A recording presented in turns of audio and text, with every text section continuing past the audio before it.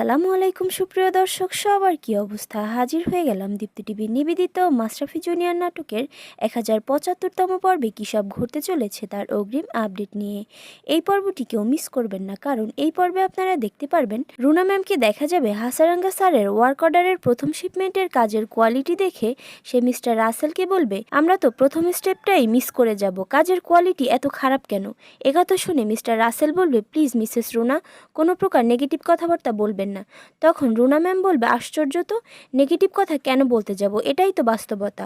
আপনার কোম্পানির তো কোনো যোগ্যতাই নেই এই অর্ডারটি ধরে রাখা। এই প্রজেক্টটা একমাত্র চ্যাম্পিয়ন গ্রুপেরই প্রাপ্য, তাই মিস্টার হাসারাঙ্গাকে এই প্রজেক্টটা যে করেই হোক বাতিল করতেই হবে। তখন মিস্টার রাসেলকে দেখা যাবে সে রুনা ম্যামের সামনে মেজাজ দেখানো শুরু করবে। তখন রুনা ম্যাম বলবে, আপনার সাহস তো কম না, আপনি আবারও আমার সামনে মেজাজ দেখাচ্ছেন। মিস্টার রাসেল, আপনি একটুও শুধরাননি, সেদিনের কথাগুলো ভুলে যাবেন না। আপনার কোম্পানির যদি যোগ্যতা থাকে তাহলে এই প্রজেক্টটা ধরে রাখেন, দেখি কেমন পারেন। একথা শুনে মিস্টার রাসেলকে দেখা যাবে সেও আর কথা না বাড়িয়ে সেখান থেকে চলে যাবে।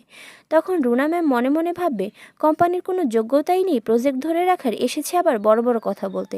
অনেক হয়েছে এই কর্পোরেট জীবনের যুদ্ধ, এই প্রজেক্টটা চ্যাম্পিয়ন গ্রুপকে ফিরিয়ে দিয়ে আমি নতুন করে বাঁচব। ওইদিকে মন্টুকে দেখা যাবে সাগরের মা ইলেকশনে দাঁড়াবে শুনে সে খুব টেনশনের মধ্যে পড়ে যাবে। সে সেই বোবা বেশধারী মহিলাকে বলবে, এই গ্রামের একটা ভোটও ভাগ হতে দেয়া যাবে না, প্রয়োজনে আমাকে যা করতে হয় তাই করব।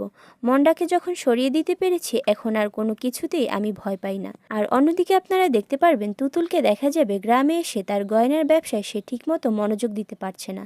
সাগর বিভিন্নভাবে তাকে ভুলিয়ে ভালিয়ে গয়নার ব্যবসা থেকে দূরে রাখছে।